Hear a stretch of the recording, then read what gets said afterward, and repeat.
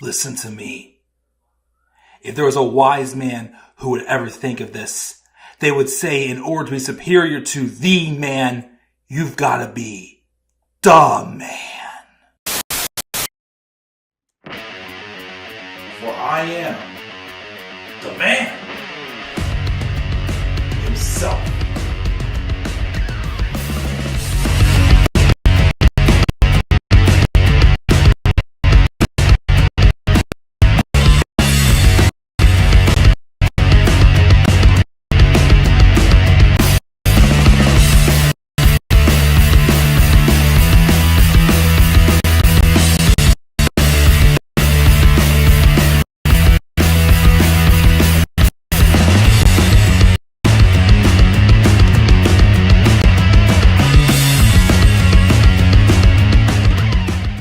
The blue shirt is on, the scarf is back on, and it's a new era with a slight change in the graphics for the Club of the Man 1993. Despite a little hiccup there, this of course is take 2 of this review, as I started off with take 1. Unfortunately, I didn't have the right graphics pulled up, so I had to abort and fix it. But we are fixed, and we are here. And we are live and back with weekly reviews on this channel. What is going on, guys? This is the Club of the Man 1993, and we indeed are here live, well, for the second time in 2025. I did do a live review of the Raw on Netflix debut last week, and I said that once I got back from my business trip, I would be live again for weekly reviews of Raw and SmackDown. As of now, I'm just keeping things as it is on the channel with those reviews. Like I said, I needed to take a couple months off from weekly reviews to keep the channel a little unstructured. Get used to selling in the fatherhood, as my wife and I gave birth to our first child right around Thanksgiving. That's been going well, and just the holidays in general. So I took a nice break, threw in some stuff in there, started the 24 review series, and everything turned out great. While I was gone, though, of course, we did add in women's mid-card championships. So, because, of course, that as another champion to put on the review graphic, I did make some modifications. I didn't have them done for the Raw on Netflix premiere, but I will have them done for this coming Monday's episode of Raw. And yeah. So this is kind of the slight modification that you see here. I also see you notice that there's no more like motion of showing the social media accounts. That's because I just want to make it easier to put it flat on the bottom. Again, you can subscribe, or you can follow me on Twitter and follow me on Instagram. We all know the whole spew about TikTok, and quite frankly, to be honest, even if it wasn't happening, I kind of do want to take a break from TikTok. I'm still going to keep the account because I get stuff sent to me. Well, that's of course if, the ban somehow doesn't go through tomorrow, as it's been told. But, yeah, for a while, unless things get figured out, I'm not going to advertise my TikTok. Just Twitter and Instagram. So they'll be down right below in the graphics from now on. But yes, I am back to doing weekly reviews. I want to try my best to go live as much as possible this year. Again, I know me pre-recording kind of helps me a little bit in the long run. I'm not going to lie, though, I really miss the live streams. I mean, just doing them for pay-per-views and stuff, it's like, they're fun, but it's like, I'd rather interact more when I'm, of course, energetic and in the mood for them. And that's how I'm feeling tonight. So why not go live? So I'm going to go live, even though not the most exciting show, of course, to talk about live, but just to, get the ball rolling again. Say hi to some people. If you, of course, are watching, please be sure to leave your comments in the live chat, and we will roll from there. I just want to do a quick test. Just the test with my for a live chat again, as I had to restart the stream because I had the wrong graphics pulled up, because before I did this stream, I did record the first of the 2 Royal Rumble recap and reviews as well. So that is So those will hopefully be premiering later on tonight. So, but yeah, we'll talk about all that. We'll check the live chat. I see Robbie is here, so we will definitely get to stuff as well. Robbie did also request me to talk about 2 other things, but they're more of like a Raw topic. So I will wait until next week's episode of Raw to talk about the 2 things he asked me to talk about. Because I also need a few minutes to kind of think about it for a second as well before I give my thoughts. I unfortunately, though, while I was gone, didn't get as much done as I wanted to. I didn't really get that much done. I didn't have as much free time on my business trip as I thought I would. So I only got 1 Wolfenstein commercial done. About 90% of my baseball footage was not exported right, so I have no baseball stuff. So yeah, me trying to get so much stuff done that had to edit while I was out of town absolutely failed on me. So, for next year, I know just the 2 Rumbles, the rewatch, and maybe 1 other project. That's all I'm doing next year. But, without further ado, we are going to get back into this, and we're going to review last night's episode of Friday Night SmackDown. The first review also of the first 3-hour episode of SmackDown. I'm interested to hear what you guys have to say. Overall, the first week was definitely the best of the 3-hour shows. The past couple haven't been bad, but we're kind of in limbo with a lot of things. There's not a lot of storytelling progression, or things are kind of getting like a little bit repetitive. Like, I'm not, like, Raw is having some, like, big, like, advances. Some big must-sees. SmackDown, and again, as I said in the fall, leading up to this, the problem with SmackDown going 3 hours, the idea of going 3 hours, I don't have a problem. Because Triple H has shown me he can write a 3-hour show. But, SmackDown still doesn't have the roster for a 3-hour show. And there's this whole transition window thing happening. My question is, besides, of course, Braun Strowman moving to SmackDown, if there's anyone else moving brands, when is that going to be official? After Rumble? Or are we just going to wait till after WrestleMania and just do a new draft? And keep the rosters more even? I don't know. We'll see, though. But SmackDown wasn't horrible this week. But again, not much really happened. Nothing like big other than we had a vignette for Charlotte Flair returning. Yes, Charlotte Flair actually had a vignette. Has Charlotte ever had a vignette before, even before she returned back? I don't think so. So that was kind of different, seeing Charlotte with a vignette. She'll be back at... I'm still thinking her return's going to be at the Royal Rumble, and I still think she's going to win the Women's Royal Rumble. Who she faces, though, I'll explain when I get to the end. And an idea I had that I did pitch in my women's Rumble recap that I made of who I think the other person will fight, which would be an interesting one. So we got that, and also Jacob Fatu is seemingly like he signaled on this show that his singles push is about to begin. And where the hell Solo Sikoa goes after that, I have no idea. But we'll have to wait and see, though. But first, before we get rolling, let's check the live chat and see what our good friend Robbie Kenobi has to say.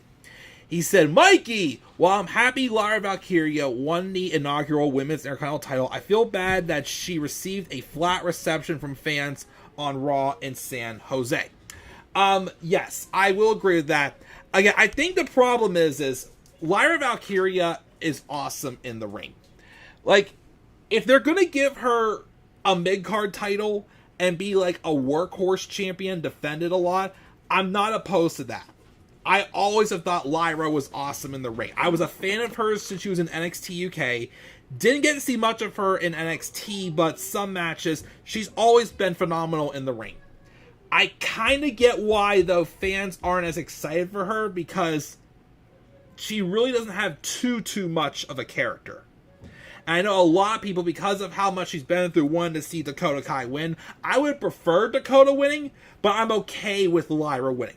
I feel like with a mid-card title at the Women's Intercontinental Championship, I think she can start to build a character more with the title. Because she's awesome in the ring.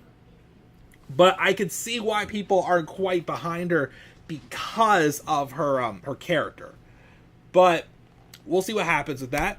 And also, I love how Chelsea Green has embraced her role of United States champion by wearing colorful outfits that reflect some aspects of the United States. In green we trust, because green means money. I've definitely seen a couple of your Instagram posts regarding Chelsea Green being champion and the whole green stuff, which I always appreciate your humor, Robbie, as well, too, as I mentioned last week when I messaged you as well. I didn't realize the Sprite was up here. I taste a wee bit flat, but that's totally okay. But without further ado, though, I am going to get into the review. Thank you again, Robbie, for your thoughts in the live chat. Make sure to leave any thoughts you have in the live chat as well. And again, if you haven't done so, follow me on Twitter and follow me on Instagram as well. The descriptions are right down below. I would love to get my social media preference going again, as I did start over with it last year. Oh, wait. We got Tyler popping and say, hi, Mike. She's coming back. Who? Ronda Rousey? Your old buddy Horseface? Is that who's coming back, buddy?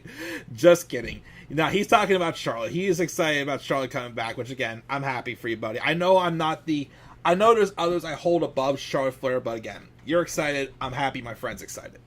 So, let's roll in and talk about this episode of SmackDown. We were in San Diego, California for this episode of SmackDown. And the show opened up with San Diego's own, from Monday Night Raw, Rey Mysterio coming out.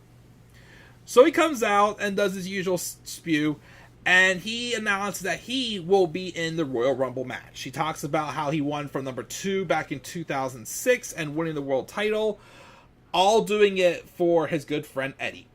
Of course, he's not going to lie, though. The competition is very heavy this year. The Men's Rumble is very stacked right now. So far, we have Drew McIntyre, CM Punk, Seth Rollins, Roman Reigns, and John Cena, and now Rey Mysterio. That's quite a lineup. And then out comes Kevin Owens, who proclaims to be world champion. As he's walked around with the Winged Eagle title. He apologizes for interrupting Rey, but he had to because he heard him talking about how he's going to win the Rumble. But he says from the bottom of his heart, there's very few men in his business he respects as much as Rey. He probably doesn't respect anyone more than he respects Rey.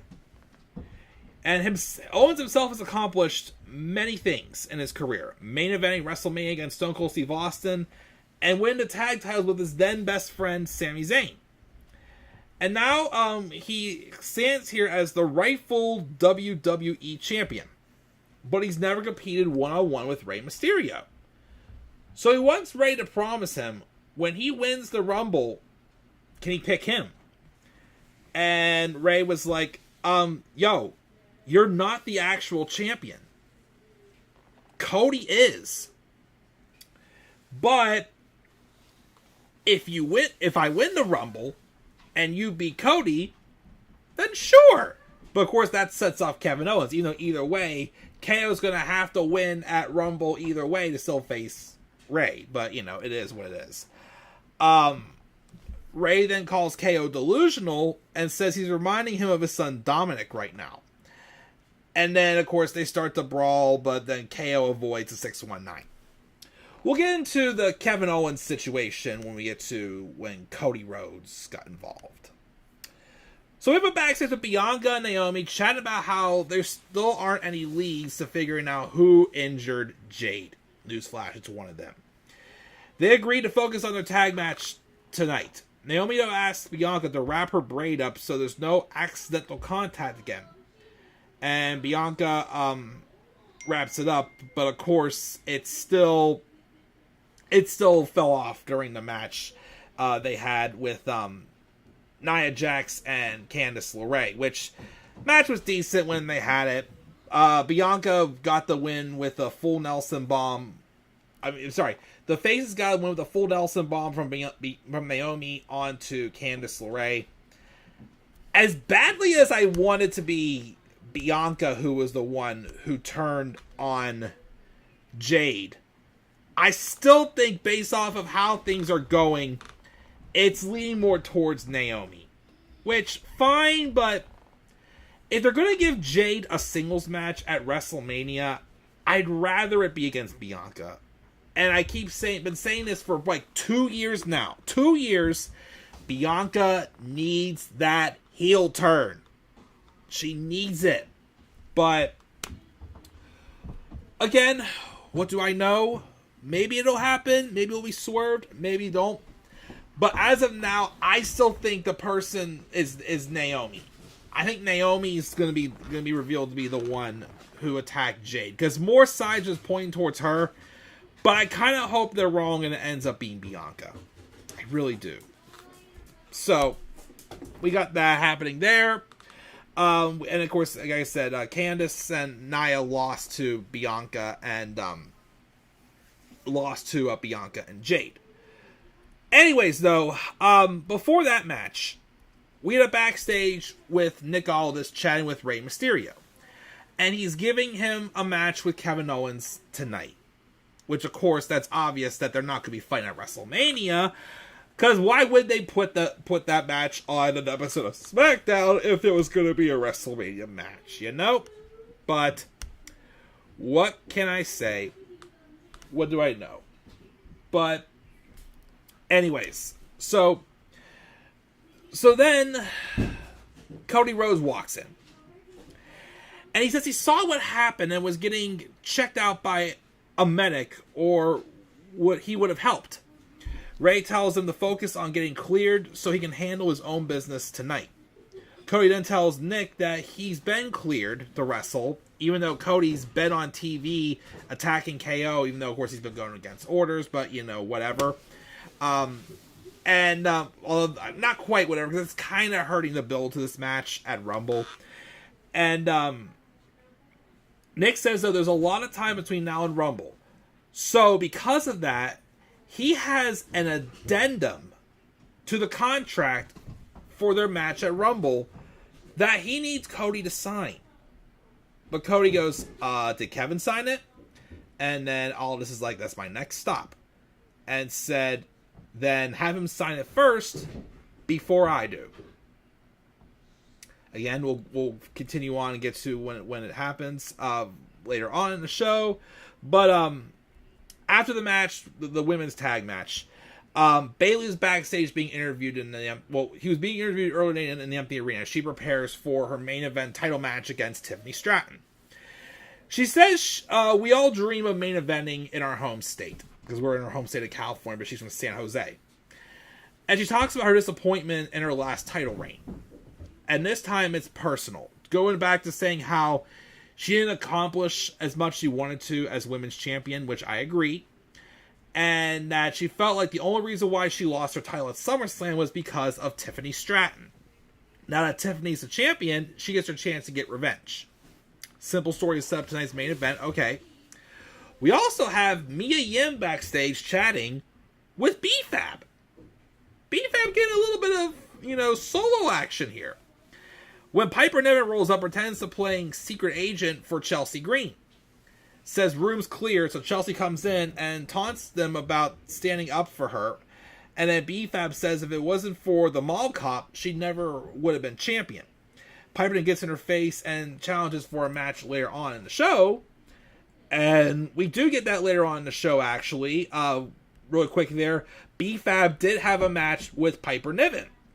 I'm not sure, I guess they have Street Profits off TV currently, which that's funny too, because is it bothering you, Ray, a little bit that it's very obvious that the people who attacked the Street Profits, they turned heel the same night, was DIY, but yet they're still off TV selling the injury. Yet Cody Rhodes takes a package pile driver worse than what Randy Orton hit, and Cody's still on TV, but Randy and the Street Profits are not. Just an early just an early thing to mention there. But anyways, yeah. But B-Fab did have a match with Piper Niven, and the match actually wasn't too bad. B-Fab is improving in the ring when I see her wrestle. So I'm not sure if the plan is for her eventually to be a full-time wrestler in the ring rather than just a valet. But we'll see. But anyways, so that match happened. Before that though, we had Big Jimmy Uso backstage. He's hyping up his match he has against Carmelo Hayes. Carmelo Hayes all cuts a promo in the entrance about how Jimmy is living in his brother's shadow, and his brother's living in Roman Reigns' shadow, and how are you going to shade sitting on the bench? So they have a match. I will say that Jimmy has definitely... He's getting somewhere as a single star as a babyface. Because as a heel, he was booked like a chump. I keep saying that Jimmy Uso was booked like a chump as a heel. And I think his personality is coming out a lot more as a babyface here. And I am liking it. So I do hope Jimmy does fine. I think that's his story for 2025. Now he's mended his relationship with his brother.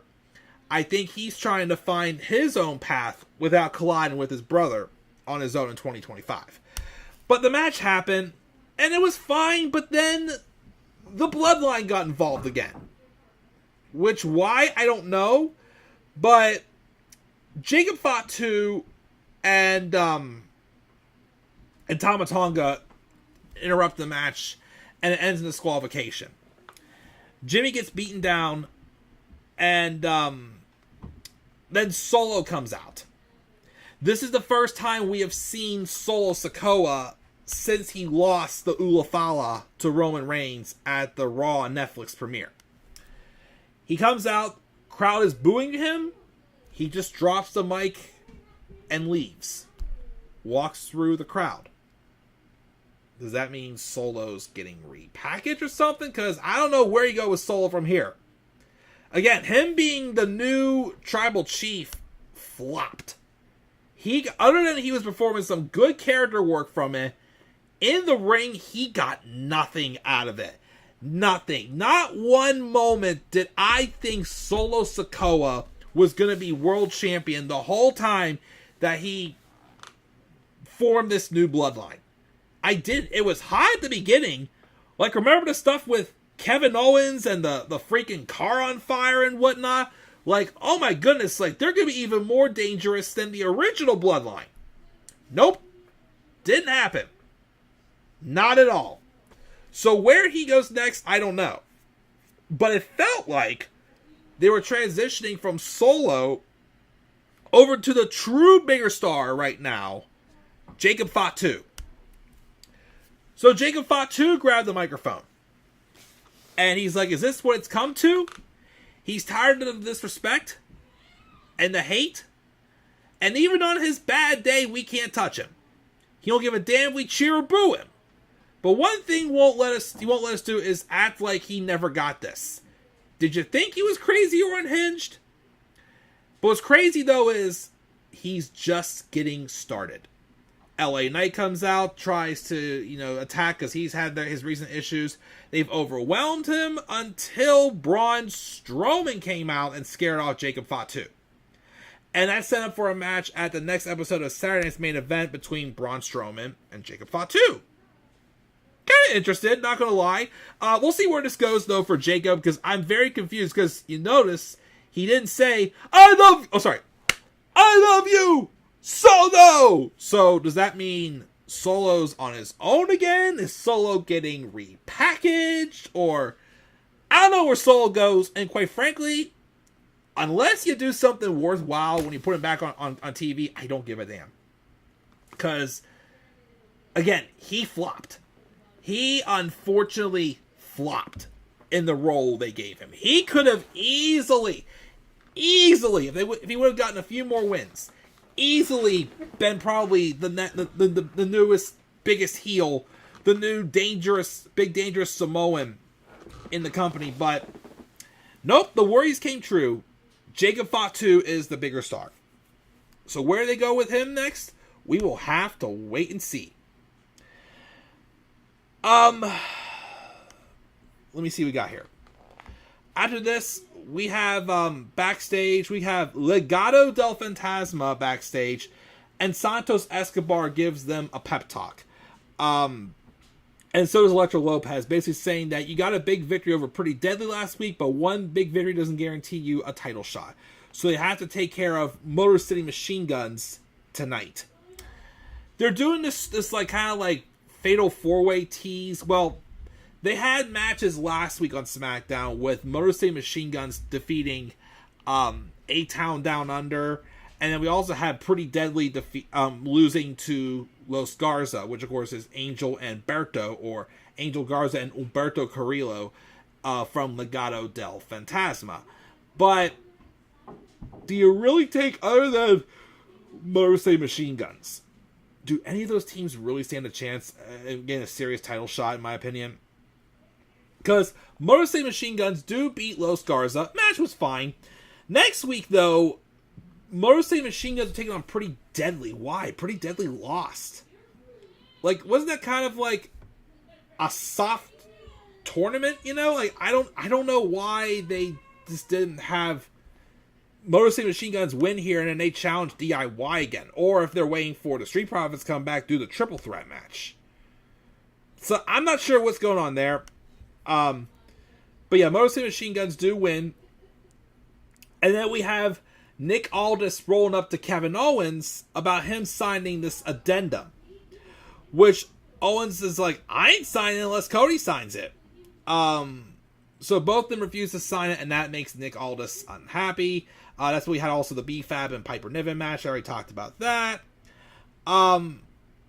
We also did get a video package on WWE Hall of Famer and former Major League Baseball announcer Bob Uecker, who also passed away this week as well. Rest in peace to Mr. Baseball for sure. We also then get a recap of Tiffany Stratton cashing in 2 weeks ago and winning the Women's Championship, which was, of course, an awesome moment. By the way, because I'm a big fan of Just Alex, definitely two good friends of his that are here on YouTube and very, very popular as well. A and B combos also were featured in that video package for their reaction to Tiffany's cash-in, which was awesome 2 weeks ago. Make sure to subscribe to all their accounts as well if you haven't done so for sure. But anyways, so we have that as a hype video for later on tonight for the main event. But then Tiffany has a backstage where she says Bayley's had a lot of moments, so has she, and she's living in her moment in the first run, and right now it's Tiffy time. Toodles! I thought she was done with the whole Toodles stuff, but I guess not. We did also see Victoria in the crowd, too. Think she gets an appearance at the Women's Rumble? Surprise? Maybe. She's under a Legends deal now, who knows? But anyways, so then we had Kevin Owens versus Rey Mysterio. First time ever. Match was pretty good. Kevin Owens does get a victory with a pop-up powerbomb. Afterwards, though, he goes to shake Rey's hand. Even though he just got done beating down Rey Mysterio, like face first into the barricade in front of his own daughter. Aaliyah was awkwardly smiling about it. I don't know why. But afterwards, KO does go to shake Rey's hand. And Rey does shake it. But then he tries to hit him with the package pile driver. As soon as he's setting up for that, here comes Cody. And they brawl again. And because neither of them signed it, they're now going to have Nick Aldis was furious backstage and tells Cody, hold on, my screen just... Basically, he told Cody that, because neither of them did sign the addendum tonight, he then said that they're going to have a live signing, which again, is this the actual contract or is this something else? Because an addendum's like an additional clause or whatnot. Okay, here it goes. I got it back up. Sorry, let me get here. He's furious about the brawl and informs him that they'll be required to relinquish their title belts to prepare them for the ladder match. And they will sign this addendum. And the person moderating it will be Shawn Michaels. I guess just to get some eyes on Saturday night's main event. I don't know why, but okay, whatever. I gotta be real with you guys. I feel like they've kind of overbooked this build for Cody versus Kevin in the ladder match. It's gonna be an awesome match, don't get me wrong, yes. But at the same time, like, again, when Kevin hit Cody with that package pile driver at Saturday night's main event, Cody should not have been on TV every single week. Because he really hasn't sold the injury like Randy Orton has. Or others who have taken the maneuver as well. Not many, but still. So, I think that they kind of missed the mark. And, like, to me, it's making it even more obvious now that Kevin Owens is not going to win at the Royal Rumble. Which, again, I still think you should have given Kevin the title. If you gave Kevin the title at Saturday night's main event last month, Cody could have won right back right here. This heel character Kevin Owens has should be a world champion. But again, he's just playing the role as another heel till Cody gets to whoever he fights at WrestleMania this year. Who that's going to be, I still think it should be John Cena. I really think he should fight John Cena at WrestleMania this year. But, like, again, like, I just don't... It's just being overbooked. Why couldn't you keep Cody off of television maybe until, like, this week? Like, until he gets closer. Until he gets actually cleared. Like, no offense, it's kind of like the same way how it was when John Cena was fired by the Netflix, the Nexus in 2010, yet he was still on TV every single week. So it made it so obvious that Cena was going to get his comeuppance on the Nexus. I don't know, like I said, the match is still going to be good, but I'm kind of at a point where we're kind of like, can we just do the match and get this over with? Because I know Kevin's not winning. He's not winning at Rumble. But, you know, I don't know. But anyways, so we got that, and then we get announced also again that we're going to be getting the match with Braun Strowman and Jacob Fatu. And then we have Pretty Deadly backstage with DIY. Now, I forgot to mention this before when we were talking about the tag title thing. Pretty Deadly's kind of playing this role where they are, they're basically trying to do DIY's dirty work here. So, well, first off, the Cage Side Seats has Tommaso Ciampa's name spelled wrong. It's Tomato Camper. Tomato Camper, what the hell? But anyways, Tommaso Ciampa was mad that they didn't beat the Motor City Machine Guns. And calls them a joke and says, if they want a title shot, they need to become men. So that's why they're getting a shot against Motor City Machine Guns next week, which again makes no sense because they already lost to Los Garza. Should Motor City Machine Guns get the title shot? Who the heck knows? But then Johnny Gargano tries to, be like the good cop there and whatnot. And then he walks away, and then Apollo Crews comes around and tries to tell them, don't work with DIY. And then, as of course they go to leave, Johnny Gargano beats down Apollo Crews against the road case and tells them to keep their name out of his mouth. So Apollo Crews is going to job out to Johnny Gargano. Of course. I love Apollo, but how is Apollo still have a job? I'm sorry, with how he's been run to the ground like every single time, how does he still have a job? I'm surprised with how many releases they've had over the years. How did he not? I mean, I don't want to see him lose his job, but I'm very surprised WWE still keeps him around. But all he's doing is this. But who knows?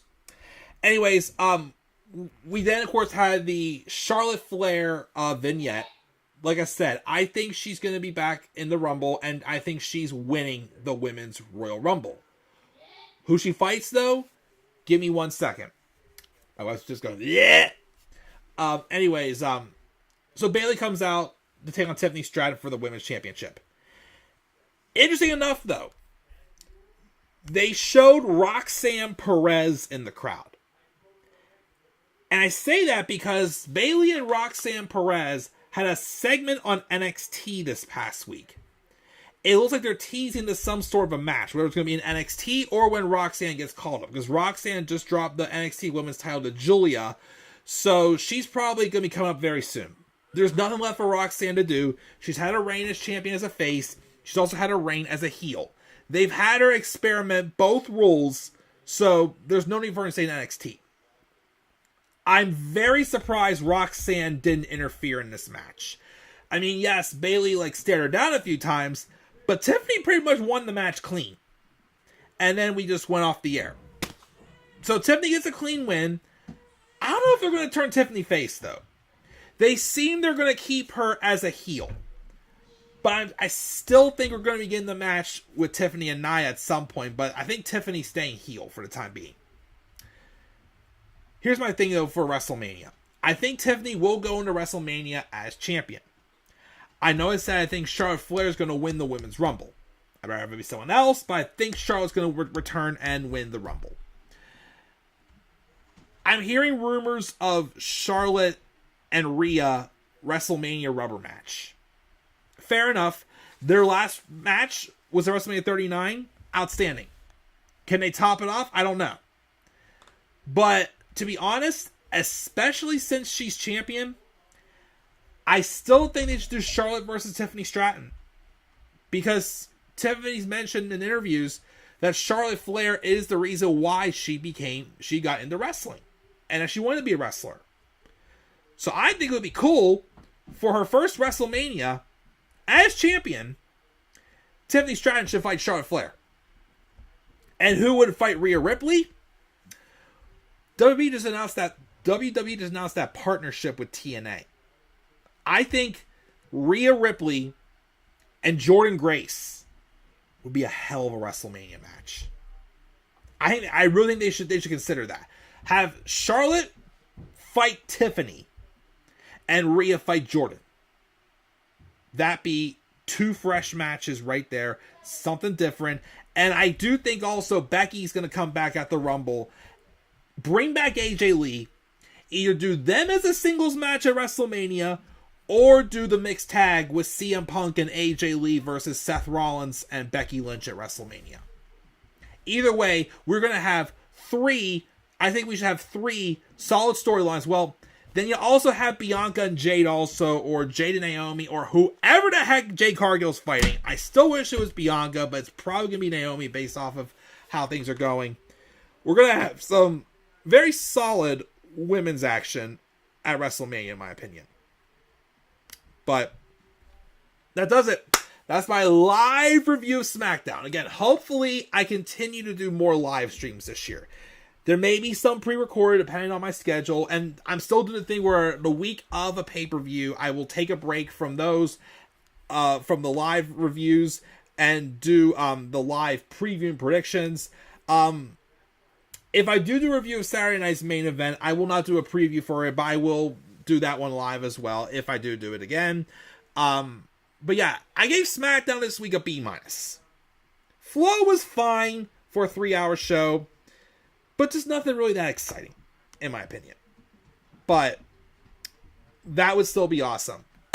But let me check the live chat before we go here. We have Tyler. I think we ended up with, can Nia stop fighting Naomi or Bianca? Yeah, it's kind of getting a little old too. I agree. But they probably still are. Who the heck knows? Robbie says, Mike, with the transfer window still in effect, which Raw wrestlers would you like to see make the jump to SmackDown to help strengthen the roster for a future 3-hour show? Well, to kind of jump into one of the things you asked me to talk about, I still want to think it through whether you want them to be faces or heels, but actually let's talk about that one here. So one of the things Robbie asked me privately was, what do I think should be next for American Made? Should they stay faces since the crowd loves them, or should they remain heels? I will say that I do think, because how crowded Raw's roster is, and how right now it just feels like it's a roster that just ain't big enough for American Made. I mean, it's not big enough for American Made. I think they should move American Made to SmackDown. And if they really want to, get more of this Kurt Angle mojo on Chad Gable. It seems to be working. I think for now also, and to help develop the Creed brothers get a little more of a character, I think they should stay heels. Stay heels, but go over to SmackDown and, just get a fresh coat of paint right there. That's what I think they should do, if I'm being honest. But yeah, so I guess that answers that question there when Robbie suggested it. Looks like the stream is cutting out a wee bit here. Come on, don't die on me. We're almost done. Okay, I think we're good. Okay. Anyways, we have that. I don't think this will happen, but with his new nickname, what if WWE decides to release their own version of Slim Jim, but call Big Jim? They could if he's buddies with LA Knight. Who knows? Maybe. But we have that. Snap into a Big Jim Uso with the commercial. Yes, I agree with that. Soul was not ready for that main event scene last year. He showed a lot of great character work, but it's just in the ring, he never got the results. SummerSlam last year should have been AJ Styles and Cody Rhodes. Rhea Ripley versus Jordynne Grace. Even I didn't stop and think about that, given the newly announced partnership. Robbie says, "You're a genius, Mikey, and that's why we like you." I appreciate that, Robbie. This is an idea I had. I agree with you about Cody's sudden return from the package power spot. He should have returned last night or last week. And how about Nia to Raw and Liv and Raquel to SmackDown return? That could be how they separate her from Dom. Because Judgment Day's got to split up. Again, Judgment Day is dead in the water. Finn Balor lost for the upteenth time to Damian Priest on Raw this past week. Separate them all up. Give them something fresh to do. It's done. It's done and over with. And if that's how you want to split up Liv and Dom, I'll take Liv going over to SmackDown. But I think that's going to do it here, though, guys. I appreciate Tyler and Robbie for leaving your thoughts in the live chat. Like I said, I hope to continue these more live streams going forward. Again, the Raw structure will be similar to this, but I might have the graphic enter a little bit differently than how the SmackDown logo did. Well, the Raw logo entered different than the SmackDown logo did, but we'll see how that goes for sure when we review Raw this coming week. But also, once again, as I said before, guys, right now, the only things I'm advertising for the channel is to subscribe to the channel and follow me on Twitter at the Club of Demand 93 if you haven't done so already. Again, I did delete my account and started over with it, so if you haven't followed my updated account, be sure to follow it. And also, if you don't follow me on Instagram, follow me on Instagram as well at the Club of Demand 1993. Also, Robbie says either Damian moves to SmackDown to begin a new journey, or he stays on Raw and Judgment Day go to SmackDown minus Carlito. They could maybe do that as well if they want to keep them together. But I still think Judgment Day needs to split up and go. But yeah, so like I said, no more TikTok. If they somehow continue it on, don't ban it, then maybe eventually. But whether it stays or not, I'm taking a break from TikTok. But I'm not deleting my account just so I can still watch ones that people send to me. But yeah, right now, the two social media accounts besides YouTube is Twitter and Instagram. Follow me on there. And make sure also you slap a like on the video and subscribe for more content to come to the channel. Hopefully, even though I did lose a lot of my baseball footage while I was gone, I get that fixed, get some of that stuff done. I'm trying to get also the last level of Spear of Destiny Ultimate Challenge done as well. So maybe I'll get that done soon too. Get more Wolfenstein commercials. Lots coming to the channel. And also, I'm still in the early production processes of my best and worst matches of every year since becoming a wrestling fan as well. So hopefully we see a lot of great stuff happen in 2025. Again, guys, I'm back on schedule. I'll be doing weekly reviews once again. Have a great rest of your night. And do not forget, in order to be superior to the man, you've got to be the man. And for I am the man himself. And that is not just an opinion, my friends. That is a fact of life. Yeah!